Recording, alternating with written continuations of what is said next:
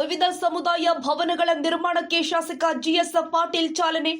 ಒಟ್ಟು 4 ಕೋಟಿ ರೂಪಾಯಿ ವೆಚ್ಚದ ಕಾಮಗಾರಿಗಳಿಗೆ ಅದ್ದೂರಿ ಭೂಮಿ ಪೂಜೆ ನೆರವೇರಿಸಿದ ಶಾಸಕರು. ಅಂಬೇಡ್ಕರ್, ವಾಲ್ಮೀಕಿ ಹಾಗೂ ಬಾಬು ಜಗಜೀವನ್ ರಾಮ್ ಸಮುದಾಯ ಭವನಗಳಿಗೆ ಶಿಲಾನ್ಯಾಸ. ಶಾಸಕ ಜಿಎಸ್ ಪಾಟೀಲ್ ಅವರಿಂದ ರೋಣ ಪಟ್ಟಣದಲ್ಲಿ ವಿವಿಧ ಅಭಿವೃದ್ಧಿ ಕಾಮಗಾರಿಗಳಿಗೆ ಭೂಮಿ ಪೂಜೆ. 2 ಕೋಟಿ ವೆಚ್ಚದಲ್ಲಿ ನಿರ್ಮಾಣವಾಗಲಿದೆ ಡಾಕ್ಟರ್ ಬಾಬು ಜಗಜೀವನ್ ರಾಮ್ ಸಮುದಾಯ ಭವನ. 1 ಕೋಟಿ ವೆಚ್ಚದ ಡಾಕ್ಟರ್ ಬಿಆರ್ ಅಂಬೇಡ್ಕರ್ ಭವನಕ್ಕೆ ಚಾಲನೆ ಕೊಟ್ಟಿದ್ದಾರೆ ಕೆಎಂಡಿಸಿ ಅಧ್ಯಕ್ಷ ಜಿಎಸ್ ಪಾಟೀಲ್. ಮುಂದುವರಿದ 1 ಕೋಟಿ ರೂಪಾಯಿ ವೆಚ್ಚದ ಶ್ರೀ ಮಹರ್ಷಿ ವಾಲ್ಮೀಕಿ ಸಮುದಾಯ ಭವನದ ಕಾಮಗಾರಿಗೆ ಶಾಸಕರಿಂದ ಚಾಲನೆ. ಸಮುದಾಯಗಳ ಸಬಲೀಕರಣಕ್ಕೆ ಆದ್ಯತೆ ಕೊಡುತ್ತಿದ್ದಾರೆ ರೋಣದ ಜನಪ್ರಿಯ ಶಾಸಕ ಜಿಎಸ್ ಪಾಟೀಲ್.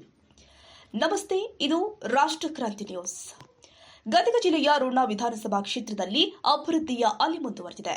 ಇಂದು ಕ್ಷೇತ್ರದ ಜನಪ್ರಿಯ ಶಾಸಕರು ಹಾಗೂ ಕರ್ನಾಟಕ ರಾಜ್ಯ ಖನಿಜ ಅಭಿವೃದ್ಧಿ ನಿಗಮದ ಅಧ್ಯಕ್ಷರು ಆದ ಶ್ರೀ ಜಿಎಸ್ ಪಾಟೀಲ್ ಅವರು ವಿವಿಧ ಸಮುದಾಯಗಳ ಹಿತದೃಷ್ಟಿಯಿಂದಾಗಿ ಕೋಟ್ಯಾಂತರ ರೂಪಾಯಿ ವೆಚ್ಚದ ಕಾಮಗಾರಿಗಳಿಗೆ ಚಾಲನೆ ಕೊಟ್ಟಿದ್ದಾರೆ.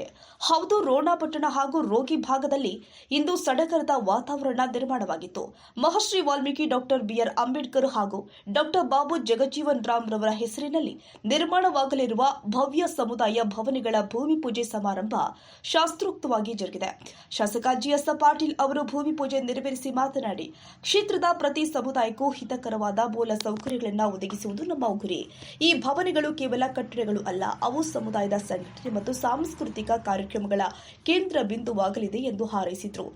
ಕಾರ್ಯಕ್ರಮದಲ್ಲಿ ಸ್ಥಳೀಯ ಜನಪ್ರತಿನಿಧಿಗಳು, ವಿವಿಧ ಸಮಾಜದ ಮುಖಂಡರು ಹಾಗೂ ನೂರಾರು ಕಾರ್ಯಕರ್ತರು ಭಾಗವಹಿಸಿ ಶಾಸಕರ ಕಾರ್ಯವೈಖರಿಗೆ ಮೆಚ್ಚುಗೆ ವ್ಯಕ್ತಪಡಿಸಿದರು.